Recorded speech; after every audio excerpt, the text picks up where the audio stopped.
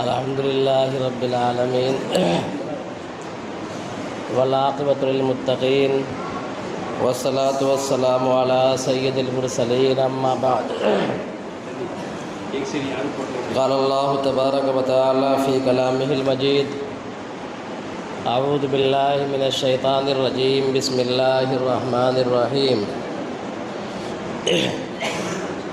لقد كان لكم في رسول الله أسوة حسنة وقال تعالى في موضع آخر قل إن كنتم تحبون الله فاتبعوني يحببكم الله صدق اللہ العظیم۔ محترم بزرگوں، عزیز ساتھیوں،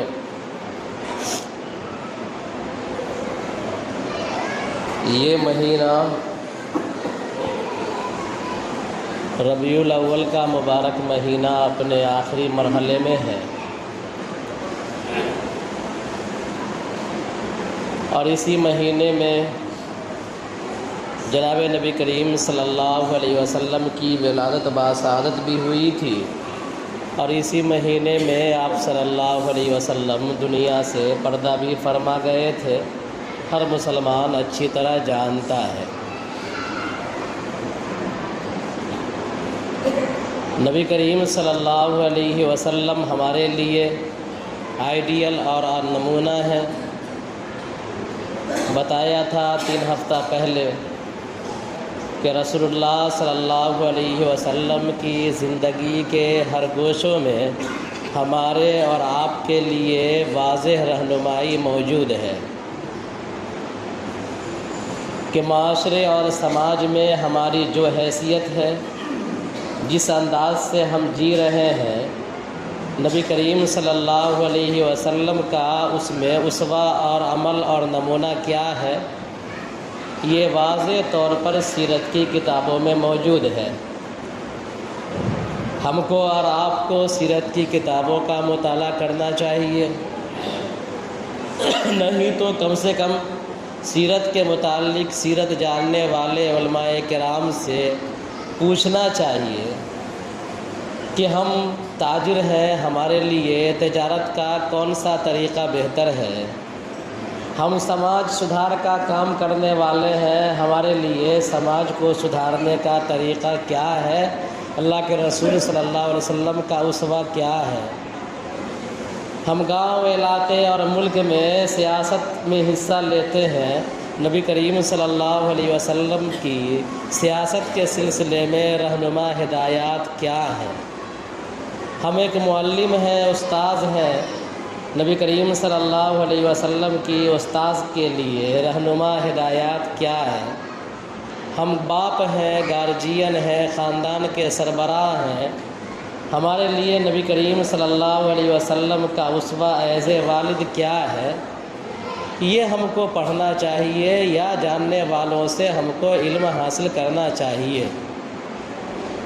صرف ڈے منا لینا، نبی کریم صلی اللہ علیہ وسلم کی یاد میں کوئی مجلس منعقد کر لینا، یا جیسے کہ مختلف شہروں میں 12 ربیع الاول کو جلوس ہوتا ہے، جلوس نکالتے ہیں اور حب رسول کا دعویٰ کرتے ہیں، عشق رسول کا دعویٰ کرتے ہیں، یہ صرف جلوس نکال لینا یہ کافی نہیں، بلکہ ہم کو صحابہ کرام رضوان اللہ علیہم اجمعین کی زندگی کو بھی دیکھنی ہے کہ صحابہ کرام رضی اللہ تعالی عنہ نے نبی کریم صلی اللہ علیہ وسلم کے عشق رسول کو، آپ صلی اللہ علیہ وسلم کی محبت کو اتباع کا روپ کیسے دیا، اتباع کے رنگ میں کیسے رنگا۔ اللہ تعالیٰ نے فرمایا قل ان کنتم تحبون اللہ فاتبعونی یحببکم اللہ، کہ اے نبی آپ اعلان کر دیجئے اگر تم اللہ سے محبت کے دعوے دار ہو، اگر تمہارا دعویٰ ہے کہ میں اللہ سے محبت کرتا ہوں تو میری اتباع کرو۔ تو نبی کریم صلی اللہ علیہ وسلم کے نام کا نعرہ لگا دینا، نبی کریم صلی اللہ علیہ وسلم کے نام پر جلوس نکال دینا، یا میلاد کی محفل منعقد کر دینا، یہ کافی نہیں ہے، بلکہ اصل یہ ہے کہ نبی کریم صلی اللہ علیہ وسلم کی اتباع کی جائے زندگی کے ہر گوشے میں۔ صحابہ کرام کو جو تمغہ ملا رضوان اللہ علیہم اجمعین کا کہ صحابہ کرام جیسے لوگ دنیا میں ان سے پہلے کبھی نہیں آئے اور قیامت تک ان کے بعد کبھی نہیں آئیں گے، ان کو جو اعزاز ملا، ان کو جو اکرام ملا، اور اللہ تبارک و تعالیٰ نے دنیا کے اندر ان کو رضی اللہ عنہم کہا، وہ اتباع کی وجہ سے، ادب رسول کی وجہ سے، نبی کریم صلی اللہ علیہ وسلم کے ہر عمل کی پیروی کرنے کی وجہ سے۔ لہذا جو کوئی حب رسول کا دعوے دار ہے، سب سے پہلے کسوٹی یہ ہے کہ وہ نبی کریم صلی اللہ علیہ وسلم کی سنت کو اور آپ کی سیرت کو، آپ کے نقل و حمل کو، آپ کے عمل کو اپنی زندگی میں اتارے۔ اگر کوئی آدمی آپ کی سنت کی اتباع کرتا ہے، پیروی کرتا ہے، تو واقعی اس کا عشق رسول سچا ہے، اور وہ واقعی یہ کہلانے کا مستحق ہے کہ ہم عاشق رسول ہیں، اور رسول اللہ صلی اللہ علیہ وسلم کی محبت ہمارے دلوں میں ہے۔ عبداللہ ابن مسعود رضی اللہ تعالی عنہ مسجد تشریف لا رہے ہیں۔ جس طرح ہوتا ہے ہمارے آپ کے یہاں کہ جمعہ کے دن بھیڑ لگی رہتی ہے، کچھ لوگ مسجد کے کنارے کنارے کھڑے رہتے ہیں، صفوں کے کنارے کنارے، تو اس طرح نبی کریم صلی اللہ علیہ وسلم مسجد میں واعظ فرما رہے ہیں، اور کچھ صحابہ کرام رضوان اللہ علیہم اجمعین کھڑے ہوئے ہیں کنارے میں، اور عبداللہ ابن مسعود رضی اللہ تعالی عنہ باہر سے آ رہے ہیں۔ ابھی مسجد میں انٹری نہیں ہوئی ہے، داخل نہیں ہوئے ہیں۔ آپ صلی اللہ علیہ وسلم نے آواز لگائی کہ بیٹھ جاؤ۔ جو لوگ کھڑے ہیں ان سے کہا آپ نے کہ بیٹھ جاؤ۔ آپ کا مقصود یہ تھا کہ جو سامنے کھڑے ہوئے ہیں وہ بیٹھ جائیں، یہ مقصود نہیں تھا کہ ابن مسعود باہر آ رہے ہیں وہیں پر بیٹھ جائیں۔ لیکن ابن مسعود کے کان میں نبی کریم صلی اللہ علیہ وسلم کی آواز آئی کہ بیٹھ جاؤ۔ ابن مسعود رضی اللہ تعالیٰ عنہ ایک قدم آگے نہیں بڑھائے، مسجد کے باہر جہاں پر کھڑے تھے اور کان میں آواز گئی وہیں پر بیٹھ گئے۔ بعد میں پوچھا گیا کہ تم یہاں پر کیوں بیٹھ گئے؟ تم کو اندر آنا چاہیے تھا، اندر آ کر کے بیٹھنا تھا۔ تو ابن مسعود رضی اللہ تعالیٰ عنہ نے کہا کہ جس کان نے رسول اللہ صلی اللہ علیہ وسلم کی آواز سن لیا ہو کہ بیٹھ جاؤ، اس آواز کے سننے کے بعد ابن مسعود کی مجال کہاں، ہمت کہاں کہ ایک قدم آگے چل سکے اور بڑھا سکے۔ یہ ہے اتباع، یہ ہے پیروی، کہ آپ کی آواز کان میں گئی بیٹھ جاؤ، جہاں تھے ابن مسعود رضی اللہ تعالیٰ عنہ وہیں پر بیٹھ گئے۔ حضرت عثمان غنی رضی اللہ تعالیٰ عنہ کتنے اولوالعزم صحابی ہیں، بڑے صحابی ہیں۔ حضرت عثمان رضی اللہ تعالیٰ عنہ کے بارے میں سب جانتے ہیں کہ آپ صلی اللہ علیہ وسلم نے ان کو اپنا نمائندہ بنا کر مکہ بھیجا تھا۔ حدیبیہ کا موقع تھا، عمرے کے لیے تشریف لے جا رہے تھے۔ کفار نے روک دیا تھا کہ اس سال عمرہ نہیں کرنا ہے۔ حضرت عثمان کو نبی کریم صلی اللہ علیہ وسلم نے ایلچی بنا کر، نمائندہ بنا کر کے بھیجا، جاؤ مکہ والوں سے بات کرو۔ ابن مسعود عثمان رضی اللہ تعالی عنہ جس لباس میں تھے وہ لباس رسول اللہ صلی اللہ علیہ وسلم کے جیسا لباس تھا۔ آپ صلی اللہ علیہ وسلم اپنے ازار کو، اس کو لنگی کہیے، کہ اپنے ازار کو آپ صلی اللہ علیہ وسلم نصف ساق تک پہنا کرتے تھے، آدھی پنڈلی تک، آدھی پنڈلی سے نیچے نہیں کرتے تھے۔ حضرت عثمان غنی رضی اللہ تعالیٰ عنہ کا لباس اسی طرح کا تھا، اس زمانے کا جو کرتا تھا وہ کرتا رہا ہوگا، اور ازار جو تھا وہ نصف پنڈلی تک تھا۔ گئے مکہ، لوگوں سے ملاقات ہوئی، بات چیت کرنے لگے۔ کسی نے کہا کہ عثمان ذرا اپنا حلیہ چینج کر لو۔ غور کرنے کا مقام ہے کہ عثمان ذرا اپنا حلیہ چینج کر لو، تمہارا ازار بہت اوپر ہے، آدھی پنڈلی پر ہے۔ اور مکہ کی تہذیب یہ ہے، مکہ کا کلچر یہ ہے کہ جو اشراف لوگ ہیں، جو شرفا لوگ کہلاتے ہیں، بڑے ذمہ دار لوگ کہلاتے ہیں،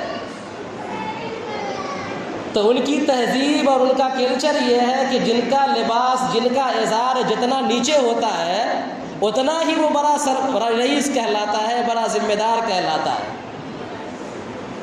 تو عثمان اپنے ازار کو ذرا نیچے تو کر دو تاکہ یہ مکہ کے جو شرفا ہیں، مکہ کے جو ذمہ دار قریش ہے، کفار ہے، یہ تم کو ہیچ نہ سمجھے۔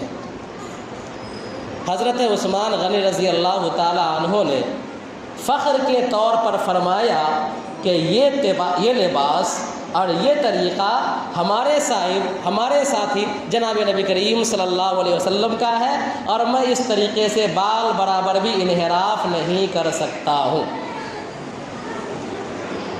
اس واقعے میں ہمارے اور آپ کے لیے عبرت ہے۔ ہم داڑھی چھوڑتے ہیں، داڑھی نہیں رکھتے ہیں، بس اوقات اس لیے کہ لوگ ہم کو کیا کہیں گے۔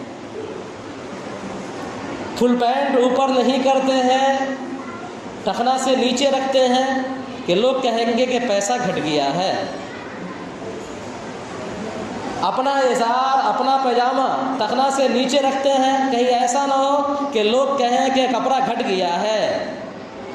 تو اس زمانے کا کلچر یہ تھا کہ جس کا ازار جتنا نیچے اتنا بڑا شرفا سمجھا جاتا تھا۔ حضرت عثمان نے اس کلچر کے خلاف بغاوت کیا اور نبی کریم صلی اللہ علیہ وسلم کی سنت کو گلے لگایا، بال برابر انحراف نہیں کیا۔ تو ہمارے اور آپ کے لیے اس میں عبرت ہے یا نہیں؟ ہم کو اور آپ کو بھی جناب نبی کریم صلی اللہ علیہ وسلم کی سنت، چاہے لباس کی سنت ہو، پوشاک کی سنت ہو، اس کو فخر کے ساتھ اس پر عمل کرنا چاہیے، اس کی اتباع کرنا چاہیے۔ یہ ہمارے نبی کی سنت ہے، کیسے میں اس سنت کو چھوڑ سکتا ہوں؟ حضرت حذیفہ رضی اللہ تعالی عنہ بڑے صحابی ہیں، کتنے بچوں کا نام حذیفہ ہے ان کے نام پر۔ تو حضرت حذیفہ رضی اللہ تعالی عنہ ایران کے فاتح بھی ہیں، ربیع ابن عامر اور حضرت حذیفہ رضی اللہ تعالی عنہ ایک بار کسریٰ کے دربار میں پہنچے، ایران کے بادشاہ کے دربار میں۔ اور اس وقت جو ایران کا بادشاہ تھا کسریٰ،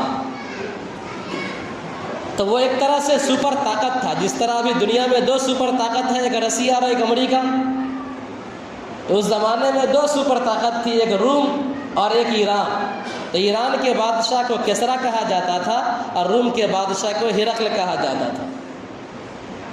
حضرت حذیفہ ایرانیوں سے مذاکرات کے لیے، بات چیت کرنے کے لیے، مسلمانوں کے نمائندے کے طور پر کسریٰ کے دربار میں پہنچے۔ حضرت حذیفہ رضی اللہ تعالی عنہ کے لیے اعزاز کے طور پر کھانا پیش کیا گیا، کھانا لگایا گیا، کھانا لوگ کھانے لگے۔ اس میں سے کچھ کھانا لقمہ، ایک آدھ لقمہ گر گیا نیچے۔ اور حدیث ہے کہ آپ کا جو لقمہ نیچے گر جائے اس کو اٹھا کر کے کھا لیجئے، گندگی لگ جائے تو اس کو پوچھ کے کھا لیجئے، اس لیے کہ ممکن ہے کہ جو لقمہ آپ کے ہاتھ سے چھوٹا ہے، گرا ہے، برکت اسی میں ہو۔ کھانے کے کس حصے میں برکت رکھی ہوئی ہے کوئی نہیں جانتا ہے۔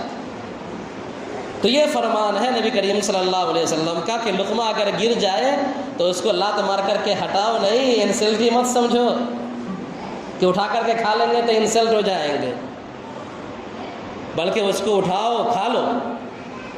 حضرت حذیفہ اٹھانا چاہ رہے ہیں، ہاتھ بڑھا رہے ہیں اپنا گرا ہوا لقمہ، ایک آدمی نے ٹھنکا مارا، یہ کیا کر رہے ہیں؟ یہ تہذیب کے خلاف ہے، بادشاہ کے دربار میں ہو اور اتنا گھٹیا حرکت کر رہے ہو کہ لقمہ ہاتھ منہ سے گر گیا اور اٹھا رہے ہو۔